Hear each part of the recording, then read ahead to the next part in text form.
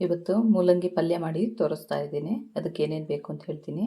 ಮೂಲಂಗಿ ಇಟ್ಕೊಂಡಿದ್ದೀನಿ, ತೆಂಗಿನ ತುರಿ ಒಂದು ಅರ್ಧ ಬಟ್ಲಷ್ಟು ಇಟ್ಕೊಂಡಿದ್ದೀನಿ, ಒಂದೆರಡು ಹಸಿಮೆಣಸು ಹೆಚ್ಚಿಟ್ಕೊಂಡಿದ್ದೀನಿ, ಜೀರಿಗೆ ಒಂದು 1/4 ಸ್ಪೂನಷ್ಟು, ಅರ್ಧ ಸ್ಪೂನಷ್ಟು ಸಾಸಿವೆ.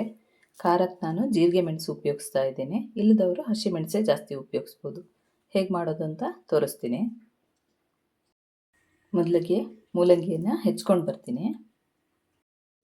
ಮೂಲಂಗಿ ಹೆಚ್ಚಿಟ್ಕೊಂಡಿದ್ದೀನಿ. ಈಗ ಒಗ್ಗರಣೆ ಹಾಕ್ತೀನಿ.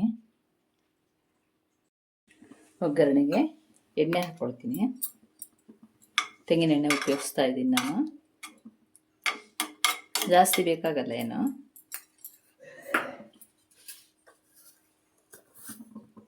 ಒಂದು 1/4 ಸ್ಪೂನಷ್ಟು ಸಾಸಿವೆ ಹಾಕ್ಕೊಳ್ತೀನಿ. ಜೀರಿಗೆ ಹಾಕ್ಕೊಳ್ತೀನಿ. ಉದ್ದಿನಬೇಳೆ, ಕಡಲೆಬೇಳೆ ಸ್ವಲ್ಪ ಹಾಕ್ಕೊಳ್ತೀನಿ.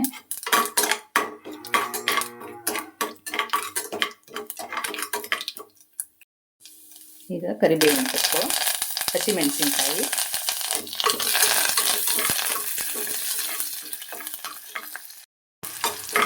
ಹಸಿಮೆಣಸಿನ್ಕಾಯಿ ಚೆನ್ನಾಗಿ ಹುರ್ಕೊಳ್ಬೇಕು, ಆವಾಗ ಜಾಸ್ತಿ ಖಾರ ಆಗೋದಿಲ್ಲ.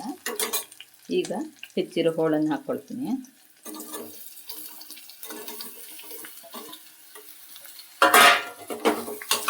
ನಾನು ಪಲ್ಯಕ್ಕೆ ಅಂತೇಳಿ ತುಂಬ ಚಿಕ್ಕದಾಗಿ ಹೆಚ್ಚಿಲ್ಲ, ಅದು ಸಾಫ್ಟಾಗಿರುತ್ತಲ್ವ, ಕರಗಿ ಹೋದಂಗೆ ಆಗುತ್ತೆ, ಸ್ವಲ್ಪ ಆಗಿಬಿಡುತ್ತೆ. ಅದಕ್ಕೆ ಚೂರು ದೊಡ್ಡ ದೊಡ್ಡದಾಗೆ ಹೆಚ್ಕೊಂಡಿದ್ದೀನಿ, ಚೆನ್ನಾಗಿರುತ್ತೆ ಅವಾಗ.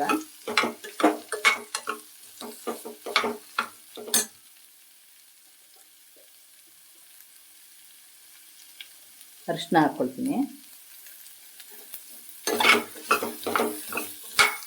ಚೂರು ಬೆಲ್ಲ ಹಾಕ್ಕೊಳ್ತೀನಿ. ಬೇಕಿದ್ದವರು ಹಾಕ್ಕೊಳ್ಬೋದು.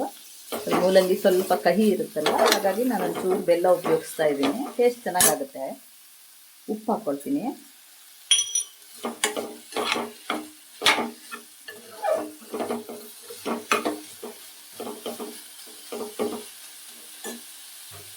ಇದು ಬೇಯುವಷ್ಟೊತ್ತಿಗೆ ಮಸಾಲೆ ರುಬ್ಕೊಳ್ಳೋಣ.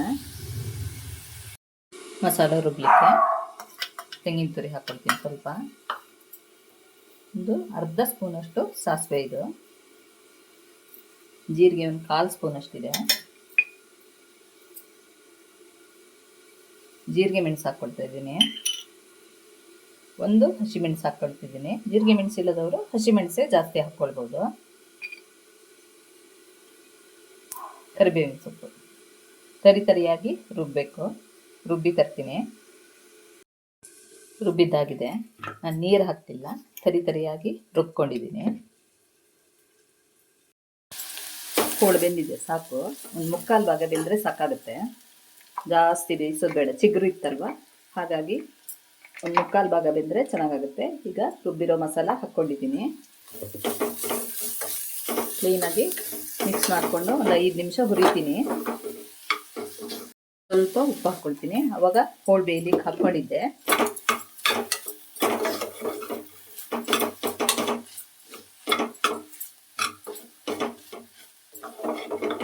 ಒಂದೆರಡು ನಿಮಿಷ ಹುರ್ಕೊಳ್ತೀನಿ. ಹೀಗೆ ಪಲ್ಯ ರೆಡಿ ಆಗುತ್ತೆ. ಹಸಿಕಾಯಿ ಅಲ್ವಾ, ಹಾಗಾಗಿ ಒಂದು 5 ನಿಮಿಷ ಹಿಂಗೆ ಹುರ್ಕೊಂಡ್ರೆ ಹಾಳಾಗೋದಿಲ್ಲ, ಸಂಜೆಗೂ ಚೆನ್ನಾಗೇ ಇರುತ್ತೆ. ಕೊನೆಯಲ್ಲಿ ಲಿಂಬೆಹಣ್ಣು ಹಿಂಡ್ಕೊಳ್ತಾ ಇದ್ದೀನಿ. ಲಿಂಬೆಹಣ್ಣು ಇಲ್ಲದವರು ಹುಣಸೆಹಣ್ಣು ಉಪಯೋಗಿಸ್ಬೋದು. ನಾನು ಲಿಂಬೆ ಹಾಕ್ತಾ ಇದ್ದೀನಿ. ಚೆನ್ನಾಗಿರುತ್ತೆ ಟೇಸ್ಟ್. ಲಿಂಬೆ ಹಾಕಿದ್ರೆ ಅದ್ರ ಪರಿಮಳ ಚೆನ್ನಾಗಿರುತ್ತೆ. ಸ್ಟವ್ ಆಫ್ ಮಾಡ್ಕೊಳ್ತೀನಿ.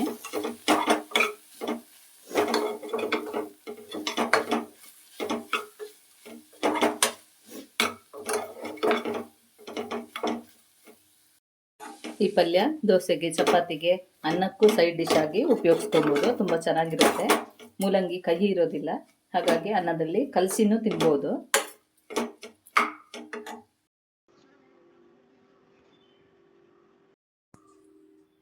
ತುಂಬ ಸಿಂಪಲ್ಲಾಗಿ ಹಾಗೂ ಅಷ್ಟೇ ಟೇಸ್ಟ್ ಆಗಿರುವಂಥ ಮೂಲಂಗಿ ಪಲ್ಯ ಮಾಡಿ ತೋರಿಸಿದ್ದೀನಿ.